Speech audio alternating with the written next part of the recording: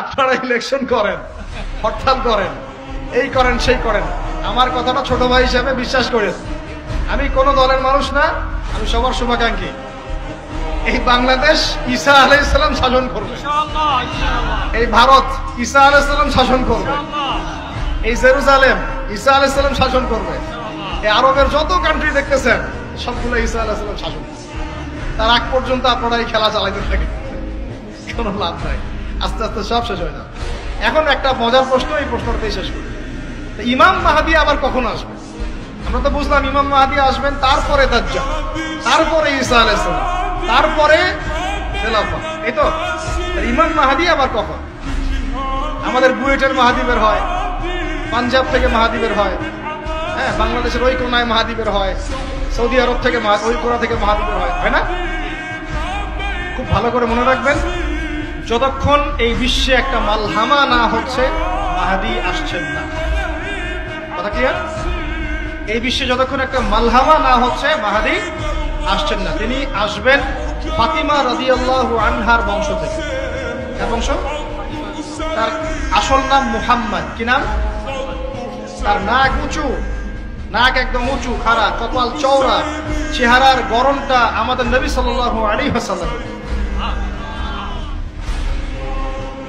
তার বাবার নাম হবে আব্দুল্লাহ, তার মায়ের নাম হবে আমিনা। তিনি দায়িত্ব নিতে চাইবেন না, তিনি দায়িত্ব নিতে চাইবেন না।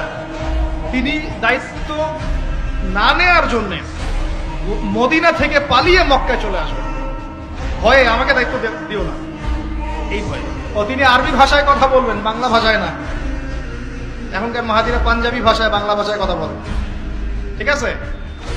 এবং এই কাবা ঘর যেটা আমরা তাওয়াফ করি, এখানে যে হাজারে আসওয়াদ আছে না, আর এই যে হাজারে আসওয়াদ আর মাকাম ইব্রাহিম, এই দুটো জায়গার মাঝামাঝি মানুষ তাকে চিনে ফেলবে, এই তো মাহদী। তার হাতে মানুষ বায়াত নেবে 313 জন। কতজন? ওই তালুত বাহিনীটা 313, বদরও 313, এখানেও 313। এবার শুরু হবে আসল খেলা।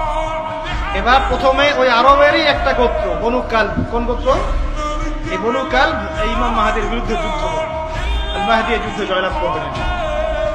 তারপরে সিরিয়া, শাম থেকে, শাম মানে শুধু সিরিয়াই না, ওই পুরো অঞ্চলটাই শাম, ওখান থেকে একটা দল আসবে এই মাহদীর সাথে যুদ্ধ করার জন্য। আল্লাহ পাক তাদেরকে মক্কা মদিনার মাঝখানে বাইদা নামক জায়গায় বসে। কোন জায়গা? কথা বুঝতে পারছি? এরপরে মুসলমানদের আর কোনো পতন নাই, আর পিছনে ফিরে তাকানোর কোনো সুযোগ নাই। মুসলমানরা আর মাথা নিচু করবে না ইনশাল্লাহ কোনোদিনের জন্য। তারপর চলতে থাকবে খালি ইসলামের বিজয় আর বিজয় আর বিজয় আর। আল্লাহু আকবার। এভাবে চলবে। তবে মাহদী কখন আসবেন? আগে মালহামা, তারপর মাহদী। মালহামা কি তাহলে? এটা হচ্ছে একটা বিশাল যুদ্ধ। এটা কি? কেমন যুদ্ধ? নবীজি বলেছেন, এই রোমকরা, ইউরোপিয়ানরা তোমাদের সাথে অচিরেই চুক্তি ভঙ্গ করবে এবং 80টা পতাকা নিয়ে তোমাদের বিরুদ্ধে ওরা যুদ্ধ করবে। এই মালহামাটা হবে ইরাকের ফোরাত নদীর নিচেই হোক আর পাশেই হোক, আল্লাহ ভালো জানেন। ওখানে সোনার পাহাড়কে কেন্দ্র করে। কি কেন্দ্র করে? এই সোনা মানে সত্যিকারের সোনাও হতে পারে, অথবা তেলও হতে পারে, আল্লাহ ভালো জানেন। তেল তো এখন সোনার জায়গা দখল করেছে, করে নাই? এই বিশ্বে তো সোনা চলে না, কি চলে? তেল। তো এটাকে কেন্দ্র করে যুদ্ধ হবে।